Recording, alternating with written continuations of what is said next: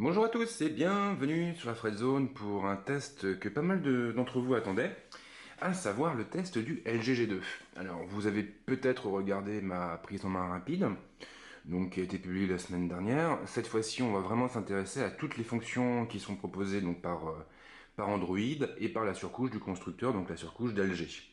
Alors je passe sur la présentation générale du design du terminal. On peut juste rappeler que ce dernier intègre un écran IPS de 5,2 pouces, offrant une définition de type 1080p. On a aussi un Qualcomm Snapdragon 800 cadencé à 2,26 GHz, pour être précis, qui est épaulé par un GPU Adreno 330. On trouve également 2 Go de mémoire vive et un espace de stockage qui varie selon le modèle choisi. Ensuite, on a un capteur de 13 mégapixels avec une stabilisation optique, donc ça c'est assez intéressant quand on veut faire des prises de vue dans des conditions pas toujours évidentes. Point important, l'objectif, qui est intégré sur le dos du terminal, est protégé par une pastille de verre, généralement on ne pourra pas la rayer. C'est ce qu'ils appellent du saphir glace. Ensuite, on a également une batterie de 3000 mAh qui n'est pas amovible, malheureusement. Alors, pas amovible sur les modèles européens, car LG a également commercialisé en Corée un LG G2 avec une coque amovible et avec des batteries de moindre capacité, mais qu'on peut facilement changer. Donc, dans un premier temps, on va s'intéresser à l'écran de verrouillage. Donc, je débloque le terminal. Donc plusieurs éléments. Là-haut, on a toujours évidemment une série d'icônes qui sont issues du centre de notification. En dessous, nous avons l'heure avec la date. Après, nous avons l'opérateur. Ici, en l'occurrence, il s'agit de Free. Et là, un petit message qui m'indique que je dois dessiner un schéma pour déverrouiller le téléphone. On trouve ici des picots qui vont nous permettre justement de mener à bien l'opération. Tout en bas, un bouton qui va nous permettre de passer des appels d'urgence en appuyant dessus pendant quelques secondes. Android oblige, on a également une gestion des widgets sur l'écran de verrouillage. Donc pour y accéder, on place le doigt sur la bordure de l'écran et là on fait apparaître les différents widgets. Donc ce sont les mêmes widgets que ceux que l'on retrouve sur les écrans d'accueil. Donc ici en l'occurrence il s'agit de Google Keep et ici Google Now. Si je défile encore sur un écran qui ne contient aucun widget, je trouve un bouton qui va me permettre d'en rajouter. J'appuie dessus, il me demande de déverrouiller le terminal, et là, il m'affiche les différents widgets qui sont proposés, donc je vais pouvoir faire mon choix. Alors on a les widgets qui sont propres à Android, mais également des widgets qui sont issus des applications installées. Donc ici par exemple, je vais lui dire d'afficher les fuseaux horaires. Donc ça c'est assez intéressant puisqu'en fin de compte on va pouvoir accéder à des informations sans pour autant avoir besoin de déverrouiller le terminal. Ensuite, ce qu'on peut également préciser, c'est que nous avons ici, quand nous sommes en mode édition de widget, une flèche qui nous permet de revenir sur le pavé contenant les différents picots, donc de faire apparaître en fait l'écran de déverrouillage. Donc justement, maintenant, nous allons passer à la suite et nous allons nous intéresser à la surcouche et à Android. Donc toujours même chose, on a une présentation sur plusieurs écrans d'accueil, donc ça c'est assez pratique. On peut les personnaliser comme bon nous semble, on va pouvoir rajouter des raccourcis pour attendre vers des applications. On va pouvoir installer des widgets, donc ici j'en ai un exemple avec Google Now et avec la recherche de Google plus bas.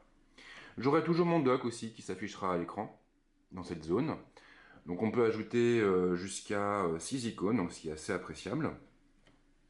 Tout en bas, nous avons les boutons tactiles, des boutons qui seront personnalisables. Donc on verra un peu plus tard comment faire. Et puis on a surtout une fonction qui est assez intéressante, c'est une fonction qui va nous permettre de mettre des applications de côté. Donc exemple typique, je vais démarrer Spotify.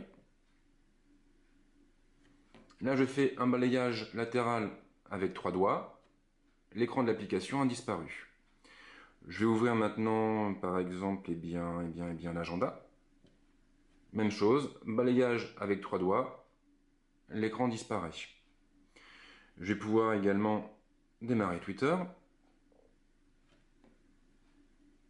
et effectuer le même mouvement.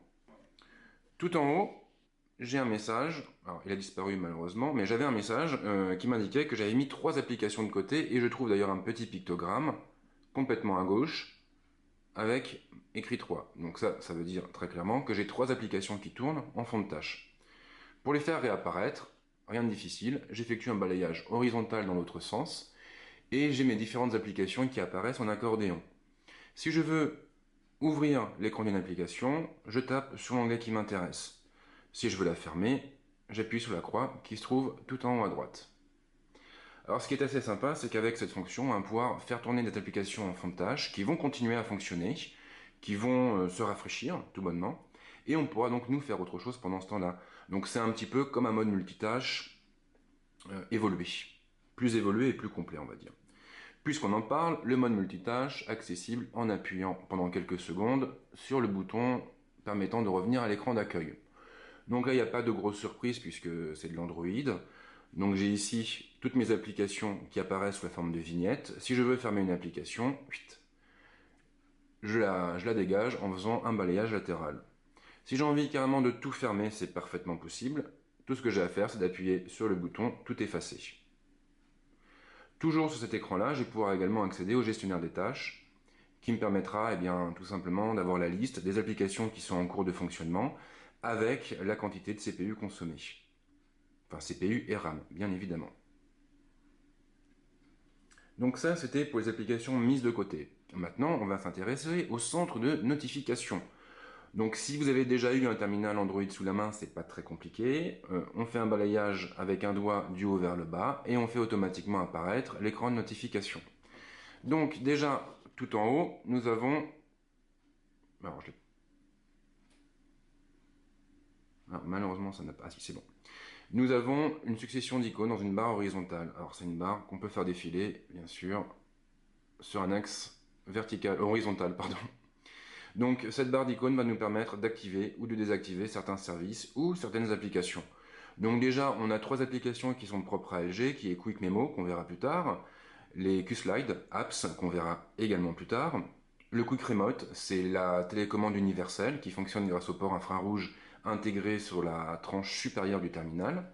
Et puis après, nous avons un accès direct aux différents réglages, notamment au mode silencieux, aux données, au Wi-Fi, au Bluetooth, au GPS, au NFC, à la rotation automatique de l'écran, à la synchronisation des données, à la fonction de hotspot, au Miracast, au mode économie d'énergie, au mode avion, au mode silencieux, au temps de veille aussi. Alors ça c'est assez sympa puisque plus on va appuyer dessus en fait, et plus on va pouvoir augmenter la durée du temps de veille.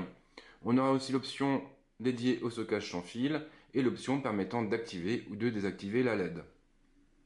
Alors c'est très pratique, pourquoi? Parce qu'en fin de compte, on n'aura pas besoin d'aller chercher dans les réglages de l'appareil pour activer les services dont on a besoin. On pourra facilement donc désactiver certaines fonctionnalités pour économiser de la batterie et les réactiver à d'autres moments. Tout à droite, un bouton modifié qui va me permettre de réorganiser cette barre latérale et je vais pouvoir tout simplement définir les applications, les icônes qui apparaîtront à cet endroit. Je vais pouvoir également réorganiser leur ordre grâce à ces boutons-là. Ici, par exemple, j'intervertis l'emplacement du Wi-Fi et du Bluetooth. Donc ça, clairement, c'est une force. Alors aujourd'hui, sur iOS 7, on a plus ou moins la même chose avec le centre de contrôle, mais on trouve quand même beaucoup moins d'options malheureusement. Ensuite, nous avons également ici 2 barres qui vont nous permettre de régler la luminosité et le volume. Donc là, c'est pas très compliqué. Pour la luminosité, on bouge le curseur dans un sens ou dans l'autre pour diminuer ou augmenter la luminosité de l'écran. Même chose pour le son, sauf que là, je suis en mode discret, donc il ne veut pas. Mais on pourra, quoi qu'il en soit, régler le son très rapidement. Alors, par rapport à la luminosité, on a aussi un mode automatique qui est activable grâce à cette case à cocher. Donc, si on décide de l'activer, la luminosité de l'écran dépendra de la luminosité ambiante. On a également ici un petit bouton qui nous permet,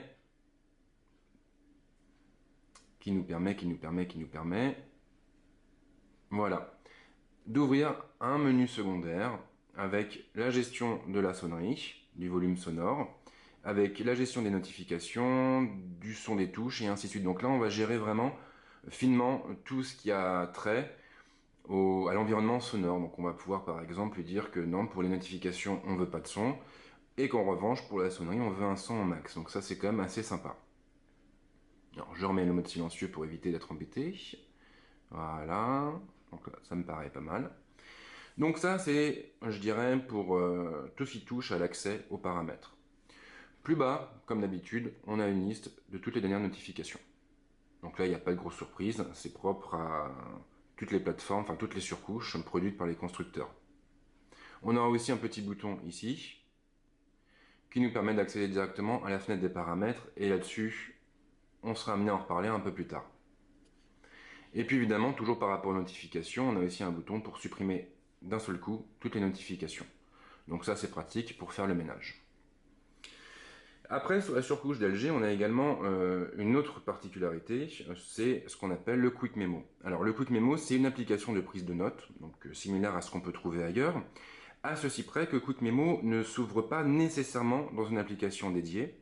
Il peut très bien s'ouvrir en surimpression directement à l'écran. Pour y accéder, ça se passe dans la barre horizontale située tout en haut du centre de notification. On a une icône Quick Memo. Je tape dessus et là je passe en mode édition. J'ai donc une barre d'outils qui apparaît en haut. Cette barre d'outils va me permettre d'accéder aux principaux outils d'édition. Je vais pouvoir notamment personnaliser la taille et la couleur de mon trait. Je vais pouvoir accéder à l'outil gomme. Je vais pouvoir partager ou enregistrer ma note. Si je le désire, je vais également pouvoir afficher un fond, donc jaune, pour visualiser plus facilement les notes qui ont été saisies. Si je rappuie sur l'icône, là je passe directement en mode écran, donc en mode translucide, et je vais pouvoir dessiner tranquillement, prendre des notes, noter des numéros de téléphone, et finalement conserver une trace de tout ce dont j'ai besoin de conserver. Une fois que c'est fait, j'enregistre en appuyant sur l'icône qui était tout en haut à gauche, et ma note continue à apparaître sur tous mes écrans d'accueil. Sur mes écrans d'accueil, mais également en surimpression au-dessus de mes applications. Si je veux revenir en mode édition, je rappuie sur l'icône qui se trouve ici.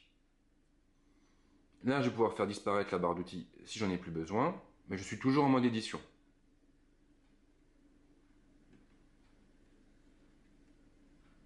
Pour quitter, j'appuie sur le bouton de retour à l'écran d'accueil. Donc ça, c'est assez sympathique. Alors c'est pas nouveau puisque le LG Optimus G le proposait déjà.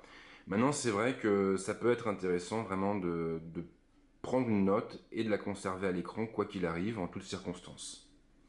Ce n'est pas la seule particularité de la surcouche d'LG, bien évidemment. Après, on a aussi ce qu'on appelle les Q-Slide Apps. Alors les Q-Slide Apps, c'est quoi? Eh bien, c'est en fait des applications qui vont s'ouvrir en mode fenêtré.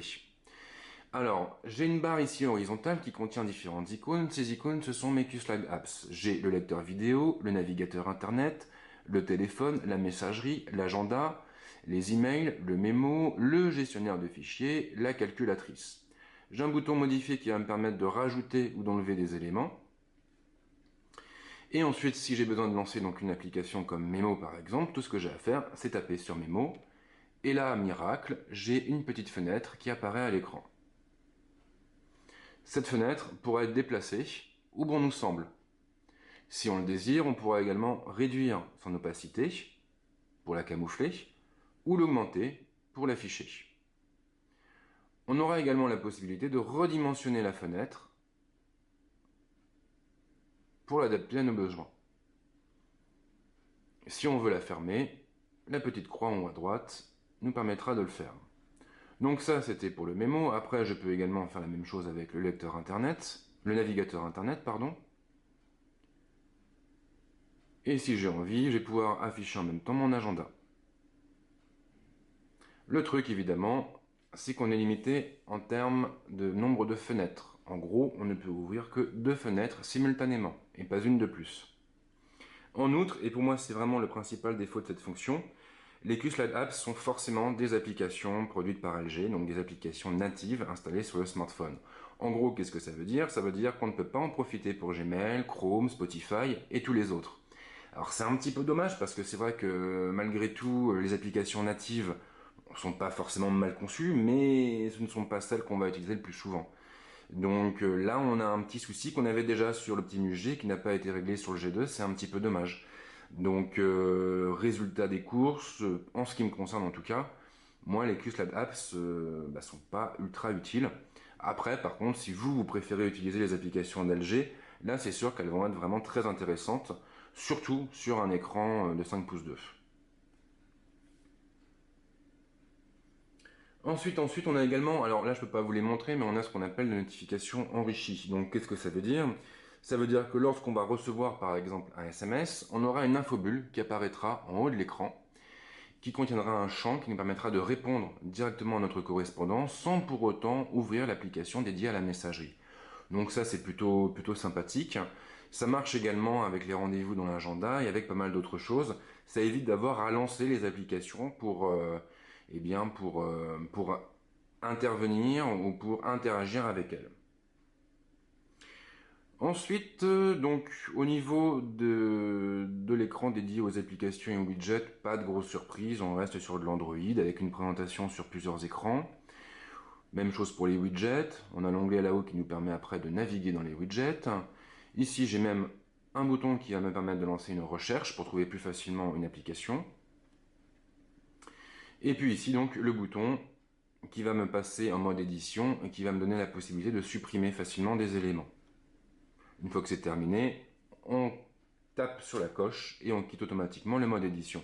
Donc ça, voilà, ce sont des fonctions usuelles que je ne vais pas détailler parce qu'on a encore d'autres choses à voir. Et notamment la fenêtre des paramètres. Alors les paramètres, hein, bien sûr, ça va toucher à toute la configuration de votre téléphone. On a une répartition sur plusieurs onglets. Donc on a les réseaux d'un côté, tout ce qui touche au son de l'autre, avec après des menus pointant vers les options liées à l'écran ou aux options générales. Au niveau des réseaux, donc on a déjà des boutons qui vont nous permettre d'activer ou de désactiver le Wi-Fi, le Bluetooth et les données mobiles. Un peu plus bas, nous aurons également un menu dédié au partage et aux connexions. Donc ça nous permettra de partager facilement des données et des fichiers avec d'autres dispositifs. Donc ça regroupe quoi? Ça regroupe le NFC, ça regroupe Android Beam, le Smart Share, le Miracast également. Alors j'ai pas testé le Miracast, bon voilà, j'ai pas eu le temps, j'ai pas eu l'occasion de le faire. Donc je peux pas vous en dire plus à ce sujet malheureusement. On a le stockage sans fil qui est assez fun puisqu'on va pouvoir du coup facilement récupérer des fichiers entre le téléphone et un ordinateur sans avoir besoin de brancher l'un à l'autre, ce qui est quand même très très utile par les temps qui courent. Et c'est vrai que là-dessus, hein, quoi qu'en disent certains fanboys, eh bien Android a quand même un sacré temps d'avance sur iOS puisqu'on a un système qui est beaucoup moins bridé et du coup c'est bien plus flexible que sur la plateforme d'Apple. Ensuite, nous avons également un menu pour la gestion des réseaux et surtout du partage de connexion. Donc ça vous permettra notamment de transformer votre G2 en hotspot et donc de passer par votre connexion 3G pour aller sur Internet depuis un ordinateur ou même une tablette. Donc ça c'est quand même assez intéressant. Moi je sais que j'utilise pas mal, enfin je l'utilisais pas mal fut un temps lorsque j'avais des soucis avec ma ligne Free. J'avais la DSL qui sautait fréquemment, ce qui n'était pas super pratique pour enregistrer mes articles sur WordPress. Donc moi je passais systématiquement par la connexion 3G de mon iPhone. Et ça c'est vrai qu'aujourd'hui c'est une fonction que l'on retrouve sur la plupart des terminaux. Ensuite nous avons l'onglet son. Alors au niveau du son, qu'est-ce qu'on a? On a évidemment tous les profils, toutes les options liées au volume sonore. Donc ça je vais pas détailler parce que c'est pas ce qui est le plus intéressant. Le mode silencieux, même chose, c'est pas ultra transcendant. Ah ben on a aussi, alors bon, on peut choisir la sonnerie du téléphone, bien heureusement, mais on peut aussi activer ce qu'on appelle la sonnerie intelligente. Donc la sonnerie intelligente, ça permet de régler le volume du terminal en fonction du bruit ambiant. Donc ça peut être pas mal, voilà, quand on est dans un environnement plutôt calme, autant éviter que le téléphone se mette à hurler tout d'un coup. Pour le vibreur, on a la possibilité de gérer son style et d'activer un vibreur progressif. Donc en gros, ça va commencer par vibrer doucement et puis de plus en plus fort jusqu'à l'intensité maximale. On aura aussi la possibilité d'activer la sonnerie avec vibreur. Et puis après, on a d'autres options que j'ai pas non plus testées. Alors on a les notifications vocales, ça marche avec, je crois, les kits main libre. Et ça permet en fait de demander au G2 de lire automatiquement les appels entrants et les messages reçus. Donc quand on est au volant, c'est vrai que comme ça, on n'a pas besoin de mettre le doigt, je dirais, sur le mobile. On peut aussi gérer le son des touches et du système, on ne sait pas ce qui est le plus intéressant. On passe maintenant au menu écran. Alors là, qu'est-ce qu'on a? On a une rubrique dédiée à l'écran d'accueil, on va pouvoir modifier le thème, le fond d'écran. On va pouvoir aussi lui demander de forcer, enfin, on va pouvoir forcer l'affichage en mode portrait. On va pouvoir sauvegarder et restaurer la configuration de l'application et du widget. L'écran de verrouillage, donc on a plusieurs systèmes de verrouillage. Concrètement, qu'est-ce qu'on a? Eh bien, donc là évidemment, il faut que je confirme mon schéma. Donc on n'a pas d'écran de verrouillage du tout, on a un simple glisser, on a la reconnaissance faciale, la méthode par schéma donc, que j'ai déjà évoquée, le code PIN ou le mot de passe. Et puis après, on va avoir différentes options qui varieront suivant l'écran de verrouillage sélectionné.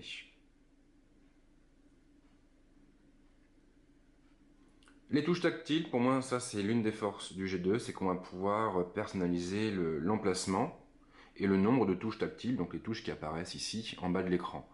Donc le truc assez bien, c'est que du coup on va pouvoir lui dire d'afficher par exemple la flèche de retour à gauche ou à droite, donc ça c'est suivant les goûts de chacun. On pourra également lui demander d'afficher une quatrième icône qui est tirer le panneau de notification vers le bas, donc ça simule le geste, le fameux balayage vertical. On aura aussi la possibilité d'insérer une autre icône qui est un accès direct à Quick Memo, ce qui peut être pratique quand on a besoin de prendre des notes rapidement. Donc moi après c'est vrai que la formule que j'ai adoptée c'est la formule simple avec le bouton de retour sur la gauche pour éviter d'avoir à me contorsionner le pouce pour déverrouiller, pas pour déverrouiller mais pour revenir en arrière. Ensuite nous avons la luminosité qui peut être réglée à partir d'ici, la mise en veille de l'écran, l'effet, voilà, quand l'écran s'éteint, donc on a un effet de fondu, on a d'autres effets encore, bien évidemment. On va pouvoir activer ou désactiver la rotation automatique de l'écran, activer ou désactiver l'écran de veille. Donc ça, qu'est-ce que c'est? Eh bien, c'est un écran de veille, ce sont des informations qui s'afficheront sur l'écran de veille. Donc on pourrait afficher l'horloge, un cadre photo, des fractales, ou un tableau de photos. Donc ça peut être pas mal quand on a envie. Voilà, je sais pas, par exemple, on veut afficher l'heure constamment, voilà, pour avoir toujours un œil sur l'heure. Et ben on active cet écran de veille interactif et puis après c'est terminé, ça marche tout seul. Bon, le truc évidemment, c'est que ça a une incidence sur l'autonomie du terminal. On va pouvoir également définir la police d'écriture, la taille de la police, et puis on a deux modes intelligents, l'écran intelligent et la vidéo intelligente. Donc ça, ce sont des modes que l'on retrouve aussi sur le S4 de Samsung. Donc l'écran intelligent, ça consiste à laisser l'écran allumé tant que notre visage est au-dessus. Et la vidéo intelligente, ça consiste à mettre en pause toutes les vidéos qui sont jouées à partir du moment où on détourne le regard de cette dernière. Bon, moi, j'ai testé un peu rapidement, j'ai pas l'impression que ça marche vraiment super bien, mais bon, c'est bien d'avoir pensé à mettre ces modes-là. On va pouvoir également activer ou désactiver la LED de notification et accéder à différentes options. Donc ici, on va pouvoir avoir un visuel au niveau des couleurs des LED et les notifications associées. On pourra également activer ou désactiver des notifications qu'on n'utilise pas ou qui ne nous intéressent pas. Comme là, par exemple, je vais virer les emails LG parce que j'ai mon Gmail qui fait parfaitement l'affaire. Et puis, bah voilà, on a quand même quelques options qui sont sympathiques, mais on ne peut pas les personnaliser. On ne peut pas rajouter des applications, on ne peut pas faire grand-chose finalement. Donc pour aller plus loin, il faudra nécessairement passer par une application tierce, et il y en a quelques-unes sur le Play Store si je ne m'abuse pas. La correction du rapport d'affichage, ça c'est les options avancées. Ensuite, le menu général avec pas mal de choses sur les gestes notamment. Alors les gestes c'est quoi? Alors je me suis trompé de menu forcément. Voilà. Les gestes. Donc on va pouvoir activer ou désactiver des gestes avancés comme la double tape qui permet d'allumer rapidement le téléphone, plutôt de le sortir de sa léthargie. On aura d'autres gestes pour répondre rapidement à un appel entrant. Donc en gros, on prend le combiné, on le met à l'oreille, ça décroche. Des options pour atténuer la sonnerie ou éventuellement un mode silence pour les appels entrants. Donc là, on prend le terminal, on le retourne face contre terre, l'appel est coupé. Et puis d'autres options qui touchent à l'alarme, à la pause vidéo et ainsi de suite. Ensuite, on a un menu dédié à l'utilisation avec une main. Alors c'est vrai qu'un écran de cinq pouces et plus, c'est pas toujours, je dirais, très ergonomique dans le sens où le pouce ne couvre pas toute la surface de l'écran. Donc ça veut dire que dans certains cas, on est obligé de faire appel à notre seconde mimine qui n'est jamais bien loin. Après, LG a quand même pensé à nous simplifier la vie en intégrant des options qui vont nous permettre d'améliorer l'accessibilité et l'ergonomie du G2. On a donc le clavier numérique qui va nous permettre d'ajuster en fait la position du clavier. Une option pour le clavier LG pour caler le clavier à gauche ou à droite, selon qu'on est droitier ou gaucher. Et puis d'autres choses pour l'écran de verrouillage. Alors moi personnellement, j'ai pas activé toutes ces options-là. Parce que mine de rien, un clavier qui prend toute la largeur de l'écran, c'est quand même ultra confortable pour les saisies longues. Et c'est vrai que quand on le condense, du coup on est moins précis après. Ensuite, on a des options pour le stockage. Donc, en gros, on a un visuel sur la place qui est prise sur l'espace disque. Donc là, j'ai un espace total de 24,80 Go et il me reste 20 Go de libre, ce qui est quand même pas mal. On a la répartition des données. On sait eh bien, tout de suite si ce sont nos applications qui prennent le plus de place, ou éventuellement nos photos, ou nos podcasts, ou nos téléchargements, et ainsi de suite. On a aussi un menu pour la batterie, donc là on voit le temps restant. Donc je suis à 86%, il est quand même 13h30, donc c'est quand même plus que correct. Il me reste environ 10h30 minutes d'autonomie. Alors cette évaluation n'est pas toujours pertinente, mais elle varie en fonction des options de configuration. C'est-à-dire que si vous avez activé ou désactivé des services, automatiquement l'utilitaire est capable d'affiner le temps d'utilisation restant. On va pouvoir, si on le désire, afficher le pourcentage de batterie dans la barre de notification. On aura aussi donc le mode économie d'énergie. On pourra le passer, basculer en mode économie d'énergie si on le désire en appuyant sur ce bouton. Et on pourra lui dire quand l'activer. Et surtout, surtout, surtout, on pourra lui dire quels sont les services, les fonctionnalités à désactiver. Alors, c'est vrai que c'est quand même pas mal foutu. Et ça permet de gagner quelques heures supplémentaires, ce qui peut être assez intéressant quand on est perdu au milieu de nulle part. On a une fenêtre dédiée aux applis. Donc on voit toutes les applications qui sont installées et la place qu'elles prennent. On peut activer ou désactiver le balayage 3 doigts, ce que je vous ai montré tout à l'heure. Et puis après, on a des options pour les comptes, le cloud, les données de localisation, la sécurité et ainsi de suite.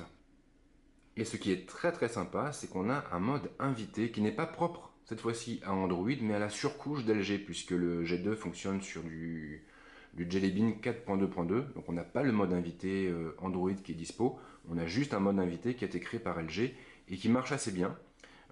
Puisqu'on va pouvoir en fait définir les applications évidemment qui seront accessibles et surtout le schéma pour accéder à ce fameux mode.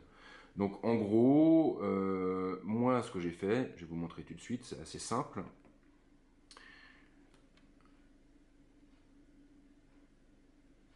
Donc, alors quand il veut, là en l'occurrence il veut pas, méchant, voilà. Donc si je fais ce signe-là, je suis sur ma session. En revanche, si je fais l'inverse, je passe en mode invité. Ça c'est bien pour montrer, pour faire tester le terminal à un pote par exemple, ou même pour les enfants, s'ils ont envie de jouer à leur jeu, ils ont leur session et du coup ils n'ont pas accès à nos ressources, à nos fichiers, à nos données, donc ça c'est quand même très très pratique. Donc ça c'était pour le mode invité et je crois si je ne me trompe pas que nous n'avons pas grand chose d'autre à voir. Alors après oui on a les menus habituels pour paramétrer la date et l'heure, je vous les montre pas, je pense que vous les connaissez déjà. Donc on va en rester là pour les réglages. Du coup maintenant on va s'intéresser un petit peu aux fonctions multimédia. Donc déjà on va voir un petit peu comment se comporte le G2 et on va commencer en balançant de la vidéo. Donc je vais aller chercher les vidéos qui sont stockées sur mon Mac. Voilà, donc je vais aller chercher... qu'est-ce que je vais aller chercher? Réfléchissons. Game of Thrones, très bonne idée. Alors bien sûr, tous ces dossiers sont vides. Je ne télécharge pas de film ni de série. On est bien d'accord. Là, j'ai juste fait un rip. J'ai juste ripé en fait mon Blu-ray, enfin ma collection de Blu-ray pour en garder une copie numérique.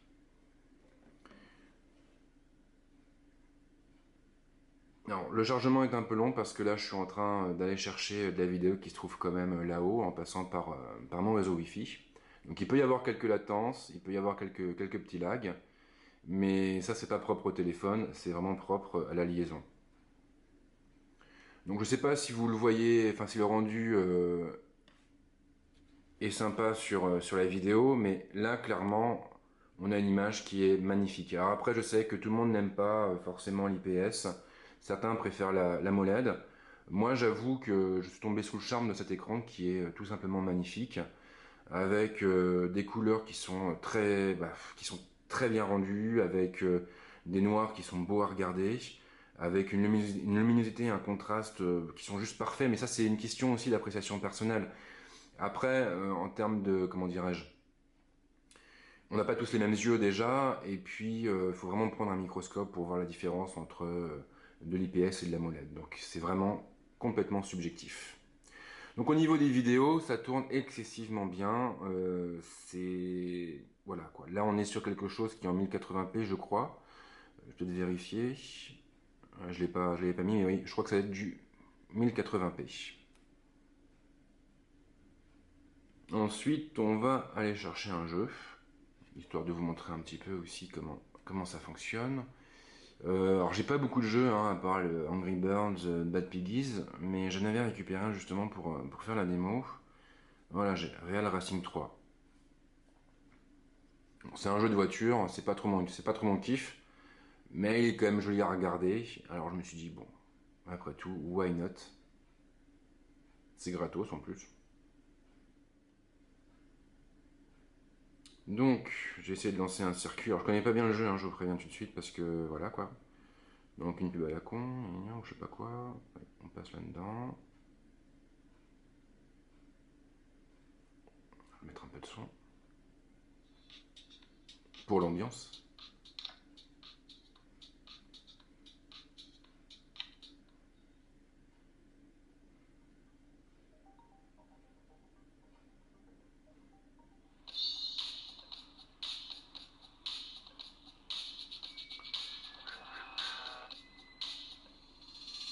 Alors, les graphismes hein, sont quand même très très cool, faut bien l'avouer. Et sur l'écran du G2, bah c'est beau à regarder. Hein. Hop, hop.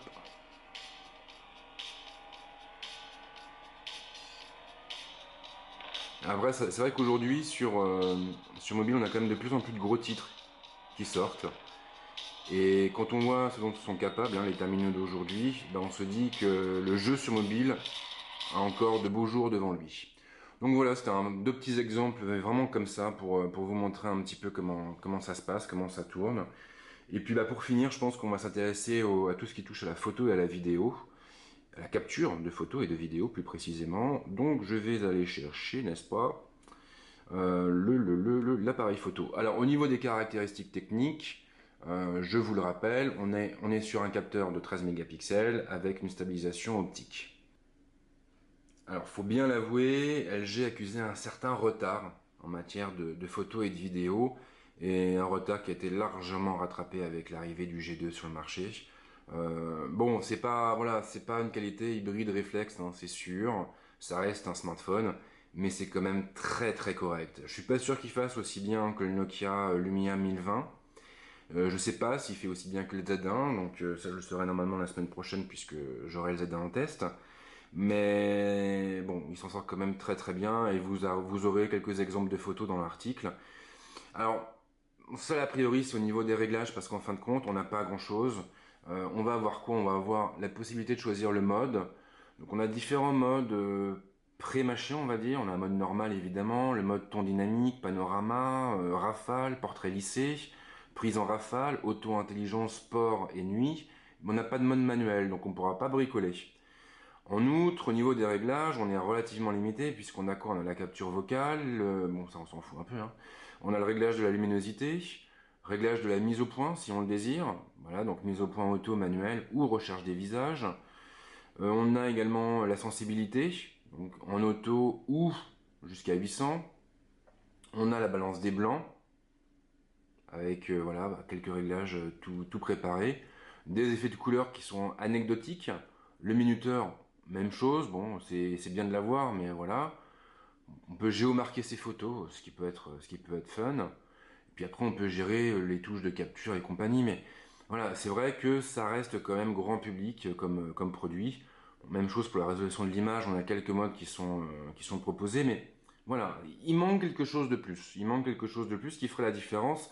Et quand on voit l'application photo du Lumia 1020, on se dit que quand même il y aurait un peu plus de choses à faire là-dessus. Pour la vidéo, donc même chose, hein. On a des modes, mais là on n'en a que 4. Et on a des réglages qui sont aussi voilà, très restreints. Juste, point positif par rapport à la taille de vidéo, on pourra partir sur du Full HD en 60 fps ou en 30 fps. Voilà.